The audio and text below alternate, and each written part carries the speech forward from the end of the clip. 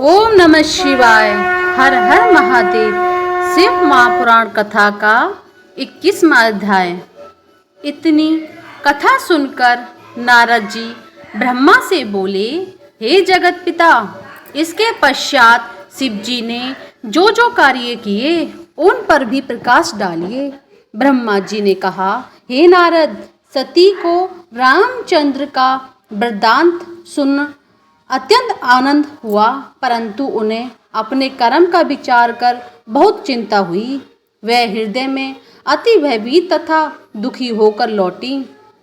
मार्ग में उन्होंने सोचा कि मैंने शिव की अवज्ञा की तथा रामचंद्र के विष्णु होने पर अभी विश्वास किया, अतः अब मैं शिव को क्या उत्तर दूंगी। सती इस प्रकार सोचती हुई शिव के निकट पहुंची तथा उन्हें प्रणाम किया। शिव जी ने कुशल सेम पूछ हंसकर कहा, हे सती, तुमने रामचंद्र जी को जिस प्रकार परीक्षा ली वह सब हमें बताओ। सती ने यह सुनकर लज्जा से सिर नीचे कर लिया और कोई उत्तर नहीं दिया। तब शिव जी ने ध्यान धरकर देखा तथा जो चरित्र सती ने किया था उसे जाना। उन्होंने अपनी पहली बात को जो विष्णु को अभिषेक के समय कही थी स्मरण कर अत्यंत क्रोध किया और हृदय में निश्चय किया कि अब यदि मैं सती से प्रेम करता हूँ तो मेरा प्रथम वाक्य झूठा सिद्ध होता है। सती जैसी स्त्री को छोड़ा नहीं जा सकता। यदि छोड़ता नहीं हूँ तो जो मैं पहले कह चुका हूँ वह झूठा होता है। अस्तु, शिव जी ने पुण्य सोचा और निश्चय किया कि अब सती से भेंट ने होगी। मैं अपने वचन को झूठा नहीं करूँगा। यह विचार कर शिव सती को छोड़ अपने स्थान को चल दिए। जिस समय वे वहाँ से चले तब आकाश से वह शब्द हुआ कि हे शिव, आपने अपने वचन का पूर्ण रूप से पालन किया है। आपके समान दूसरा कौन है जो इस प्रकार अपने वचन का पालन करे। यह शब्द सुनकर सती भयभीत हो गईं। उन्होंने कुछ सोचकर शिव से पूछा, हे प्रभु, आपने क्या निश्चय किया है? आप सत्य बोलने वाले हैं, अस्तु आप मुझसे सत्य सत्य कहिए। सती के बार बार पूछने पर फिर शिव जी ने यह बात छिपा रखी। यह देखकर सती को विश्वास हो गया कि शिव ने उन्हें त्याग दिया है। कुछ देर के पश्चात सती शिव जी से बोली, हे नाथ, मैंने जो कुछ भी किया वह अज्ञान तथा मूर्खता वश किया है। अब आप दूध और पानी अलग करके देखें, क्योंकि प्रति की यही रीति है। मैं स्वयं ही अपने कर्म पर बहुत लज्जित हूँ, परंतु शिव जी ने उस बात को प्रकट करना उचित ने समझा। वे अनेक प्रकार की कथा आदि के सुनाने के समय टालते रहे, परंतु अंत में उनको सत्य बात कहनी पड़ी। इस प्रकार वे कैलाश पर्वत पर पहुँचे। शिव जी मन में विचार कर बरगद के नीचे आसन लगाकर बैठ गए तथा अपने स्वरूप का ध्यान करने लगे।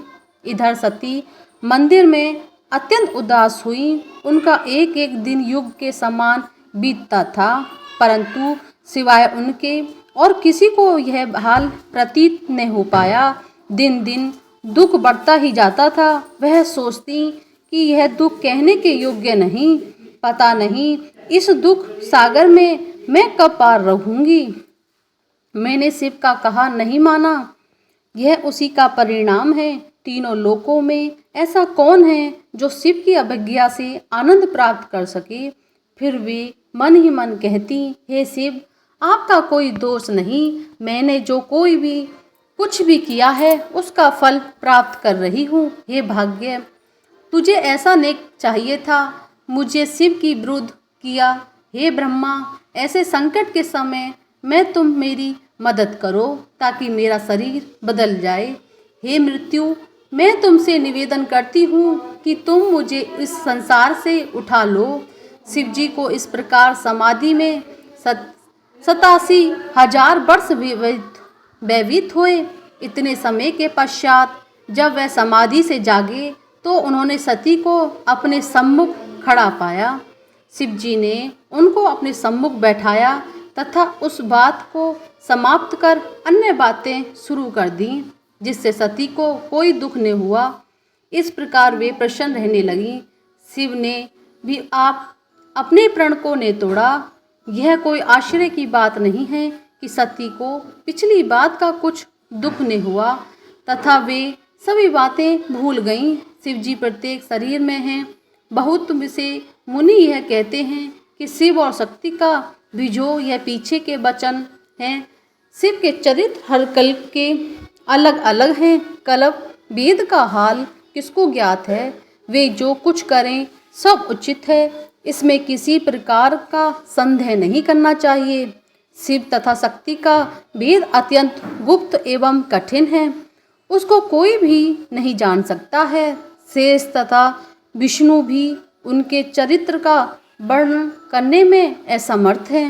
यह जानकर भक्तों को उचित है कि संदेह रहित होकर उनकी पूजा आराधना करें। हे नारद, इस प्रकार जब बहुत समय व्यतीत हो गया तब शिव ने अपना वह चरित्र किया जिसको देखकर सबकी बुद्धि भ्रमित हो गई। बोली शंकर भगवान की जय, शिव पार्वती मैया की जय। 21वां अध्याय समाप्त हुआ। 22वां अध्याय अगले वीडियो में सुनेंगे। हर हर महादेव। ओम नमः शिवाय।